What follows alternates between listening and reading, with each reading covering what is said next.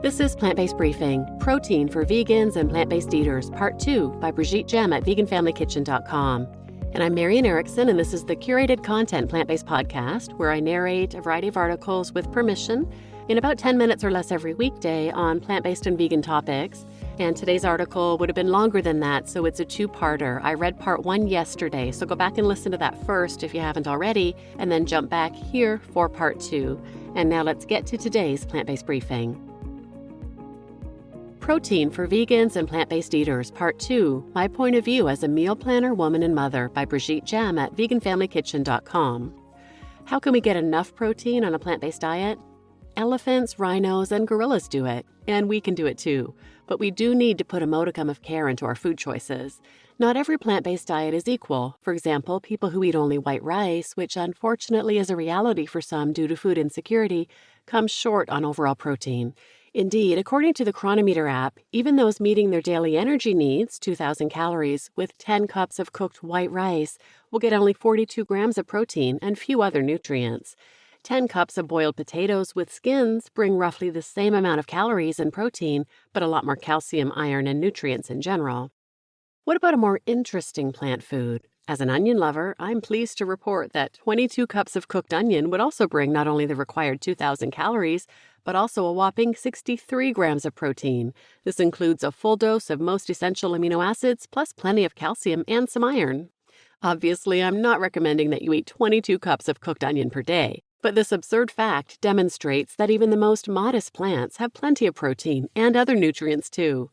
A slightly more diverse but still boring daily diet consisting of 7 cups of cooked potatoes, 1.5 cups of black beans, 3 cups of broccoli, and 2 tablespoons of pumpkin seeds would bring 2,000 calories and 66 grams of protein. This eating pattern also meets the double or even triple of most targets for essential amino acids. Substituting brown rice for the potatoes would bring nearly identical amounts of each nutrient, but the potatoes remain a better choice than rice when it comes to iron and calcium. If you have a lot of time on your hands, you can head over to chronometer.com, create a free account, and keep a food diary for a day or 3. Don't pay attention to the default protein target, which is set too high for most people. Do plant-based children need more protein? Children are still, quote-unquote, under construction, and their nutritional needs often reflect those of their next size up.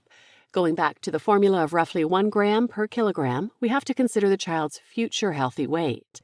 Infants, as they grow astonishingly fast, require twice as much protein as adults, calculated in grams per kilogram of body weight per day, according to Reshma Shah and Brenda Davis in their excellent book, Nourish, the definitive plant-based nutrition guide for families. As they grow into toddlers, children, and teenagers, their protein needs progressively become closer to those of adults.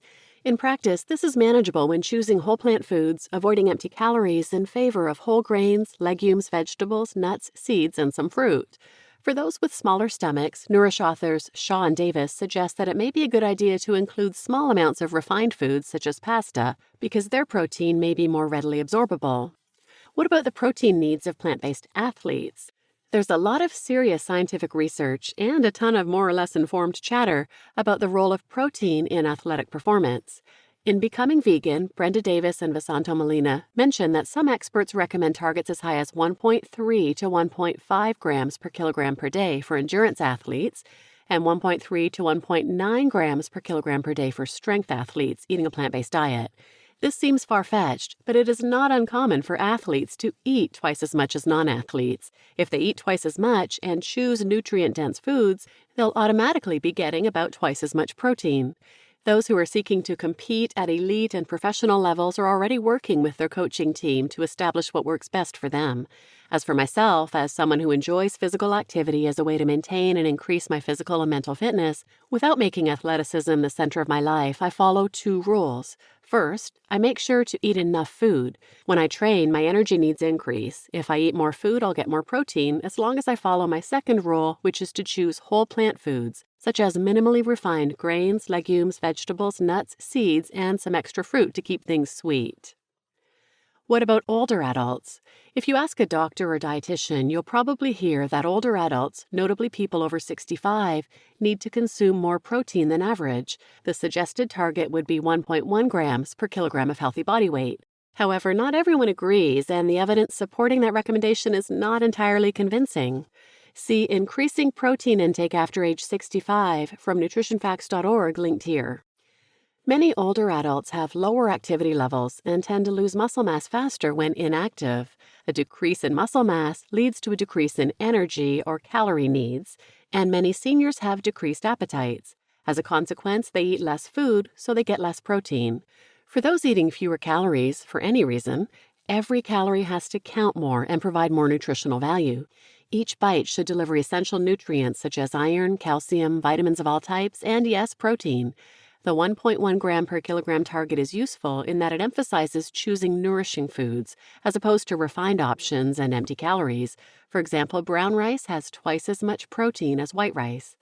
Instead of worrying about protein, those concerned with preserving muscle mass as they age may get more favorable results by doing two things: eating more vegetables and resistance training. See details linked here. What about those with complex medical situations? If you're undergoing cancer treatment, recovering from an injury, or taking certain medication, you may be advised by your medical team to increase your protein intake to support healing and avoid losing muscle mass. I recommend consulting with a plant-friendly medical professional or registered dietitian linked here in coordination with your professional health team. Protein-aware meal planning for vegans and plant-based eaters. What are the practical takeaways when it comes to protein for vegans and plant-based eaters? Number one, most people don't need to worry about protein. If you eat enough, and not just one thing like white rice, you'll get plenty of protein, including all essential amino acids. 2. Include a diversity of whole grains, legumes, vegetables, nuts, and seeds in your weekly meals. Fruit is great too, but you can't rely on it to meet your protein needs. For an example of a dinner plan, you can download my Planned and Plant-Based Guide for free linked here. For breakfast, batch cooking friendly overnight oats and blender waffles are also excellent sources of many nutrients. See recipes linked here. Number 3, keep the proportions of the Canada Food Guide in mind. Roughly half of your plate should be filled with vegetables, and about a quarter with grains, preferably whole, and a quarter with protein-dense foods, including legumes and some nuts. You can use one of my seasonal fill-in-the-blanks templates linked here for inspiration. Number 4, there's nothing wrong with occasionally enjoying decadent treats made from refined flour and sugar, but in general it's a good idea to choose nutrient-dense foods. This is true for those who feel ravenous because they've worked hard physically or are growing, as well as for those with a small appetite due to aging or medical conditions. Make sure every bite matters most of the time. And number 5, if you absolutely need reassurance, log your food for a day or two using a tool such as Chronometer.